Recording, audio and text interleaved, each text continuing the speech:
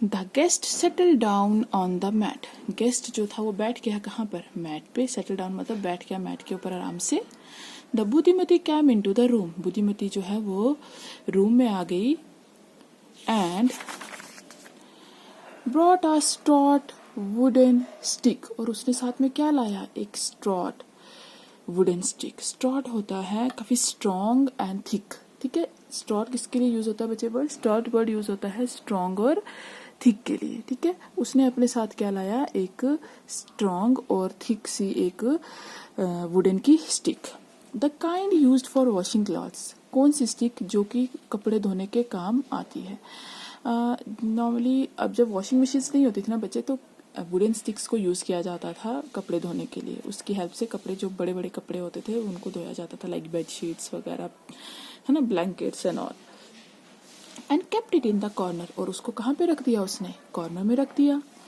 She lit an earthen lamp before the stick and made offerings of rice, plantains and flowers. She lit an earthen lamp. उसने क्या किया, earthen lamp यहाँ से मतलब है जो हम दीपक जलाते हैं ना बच्चे, उसको उसने lit मतलब लाइट से lit उसने एक earthen lamp जलाई, मतलब एक दीपक जला दिया उसने before the stick के आगे। and made offerings of rice। और उसने उसको चढ़ावा लगाया, किसका, राइस का।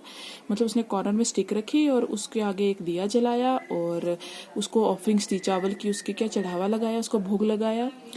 Plantains and flowers. और किसका ऑफरिंग्स उसने दी उसको, प्लांटेन्स और फ्लावर्स। बच्चे प्लांटेन्स एक्चुअल में बनाना होता है एक ये, लेकिन इसको एज अ वेजिटेबल यूज किया जाता है कुकिंग में, ठीक है। एंड फ्लावर्स, प्लांटेन्स और फ्लावर्स की उसने क्या किया, उसको ऑफरिंग्स दी, किसको, स्टिक को। Folding her hands she bowed low. अपने हाथों को जोड़ते हुए उसने क्या किया, before the stick and seemed to be saying a prayer. उसने क्या किया कि फोल्डिंग हर हैंड्स, अपने हाथ जोड़ दिए। शी बोड लो, उसको नीचे की तरफ झुक गई, ठीक है। बोर्ड होता है झुकना किसी के आगे। बिफोर द स्टिक, स्टिक के आगे वो झुकी।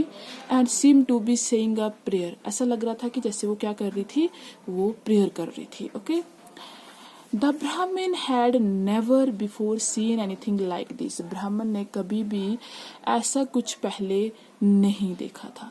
ब्राह्मण ने कभी भी कुछ ऐसा पहले नहीं देखा था। What on earth are you trying to do. अरे तुम ये क्या करने की कोशिश कर रही हो। What on earth actually it is a phrase emphasize for anger, okay. So उसने थोड़ा सा मतलब शौक में होके, है ना, ये पूछा कि ये तुम क्या करने की कोशिश कर रही हो, ये आस्क, उसने पूछा। Buddhimati simply waived one hand. Buddhimati ने सिंपली मतलब आराम से एक हाथ, वेव्ड होता है ऐसे हिलाना। जब हम हाथ को हिलाते हैं तो ऐसे लगता है कि इससे वेव बन रही है, इसलिए उसको वेव्ड कहा जाता है। हवा में उसने एक अपने हाथ को हिलाया और asked him to be quiet. और उसको कहा चुप रहने के लिए। क्या कहा कि तुम चुप रहो। हवा में हाथ हिला करके इशारे से उसको कहा। She continued to perform her Puja before the stick. उसने अपनी पूजा करना जो है वो कंटिन्यू रखा, किसके आगे, स्टिक के आगे। Finally, she turned to the Brahmin and said। और फिर फाइनली आफ्टर पूजा, जब उसकी पूजा फिनिश हो गई तो उसने टर्न किया ब्राह्मण की तरफ और कहा, Forgive me for behaving like this। मुझे माफ कर दो ऐसा बिहेव करने के लिए। Forgive होता है माफ कर देना। Behaving like this मतलब ऐसे मेरे बर्ताव के लिए आप मुझे माफ कर देना। But I always worship the stick। लेकिन मैं हमेशा worship मतलब मैं पूजा करती हूँ स्टिक की। In this manner, इसी मैनर में, इसी तरीके से। When my husband brings home a guest, जब भी मेरे हस्बैंड घर पर किसी गेस्ट को लाते हैं। वाई, आस्क्ड द ब्राह्मण। ब्राह्मण ने पूछा क्यों। His heart beating a little faster. उसका हार्ट जो था वो बीट करना, मतलब हार्ट बीट करता ना हमारा 72, आपको पता ना हार्ट बीट्स होती हैं 1 मिनट के अंदर नॉर्मली।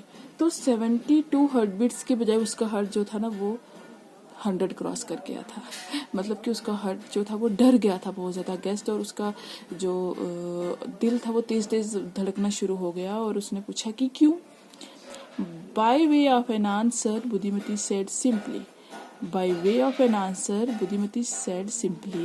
एक आंसर देते हुए उसने बहुत सिंपली, बहुत आराम से, बहुत सिंपल वे में उसने कहा, if I purify the stick, अगर मैं स्टिक को प्यूरिफाई करती हूँ, मतलब अगर मैं स्टिक को प्योर करती हूँ विद दिस पूजा से, then the gods will forgive my husband,